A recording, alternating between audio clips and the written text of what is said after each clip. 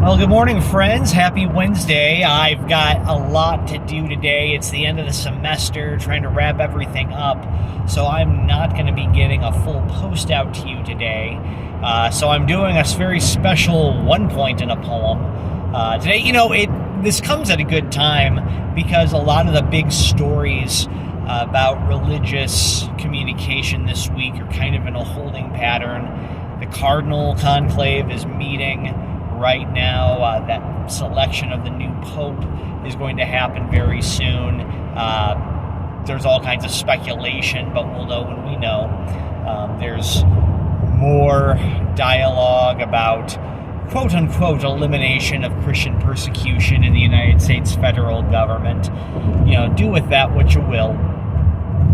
The one real new story this week that merits mention, I don't think it merits much more than about a minute or a minute and a half of discussion, is this AI-generated image of President Donald Trump as the Pope that hit this week. Now, that is something, people are going to write pieces, people are going to write articles. Stuff for news outlets has already been done to death as of this writing. It wouldn't surprise me in the least if we have real academic journal analysis of these pictures over the next year or so. I'm going to be really frank with you this morning about what I think these pictures are. This picture in particular, it's this picture of Trump as the Pope. It's a Rorschach test. If you're familiar with Rorschach tests are the ink blot tests that that mental health professionals will show people, and ask them, what do you see in this picture? And they're designed. The important thing to know about a Rorschach test is that it tells you a lot more about the person answering the question, what is this? What does this look like?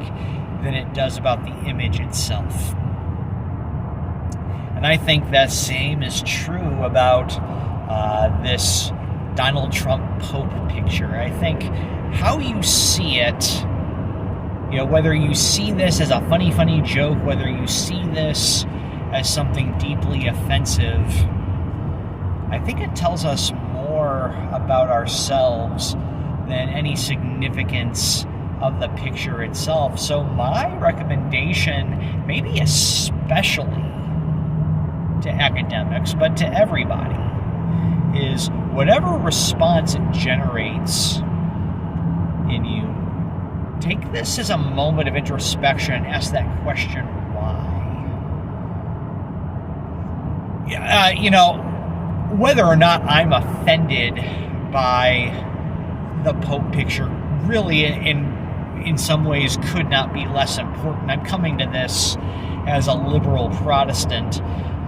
So what I think of the picture, whether or not I personally am offended, really isn't of a lot of import for our purposes today.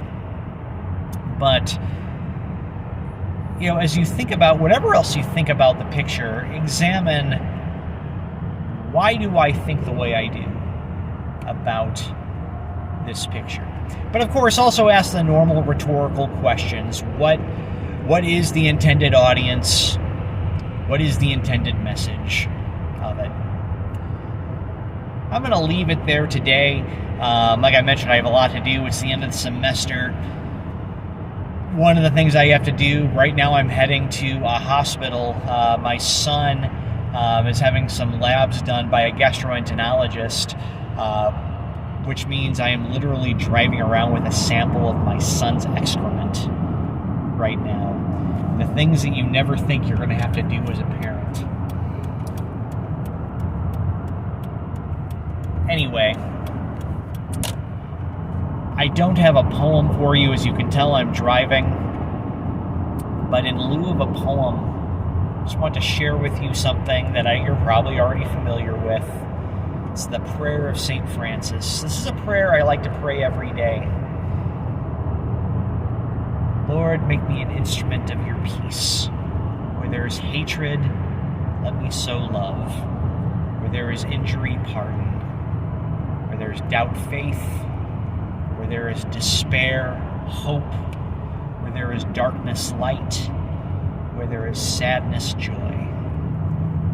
Divine Master, grant that I might not seek so much to be consoled as to console, to be understood as to understand, to be loved as to love. For it's in giving that we receive, it's in pardoning that we are pardoned, it's in dying that we are born to eternal life. They call that the peace prayer of St. Francis, even though St. Francis of Assisi himself probably never wrote that prayer. I don't know if that's a prayer for everybody all the time. Depending on your own history, where you find yourself, you might find that prayer, the thoughts of that, just as a meditation, more or less useful or more or less helpful to you. But for me, I find that a prayer that puts me in a mindset that I need to be in. So that's one point in a poem, as it were, this week. I hope you have a wonderful week. We'll talk to you soon. Bye-bye.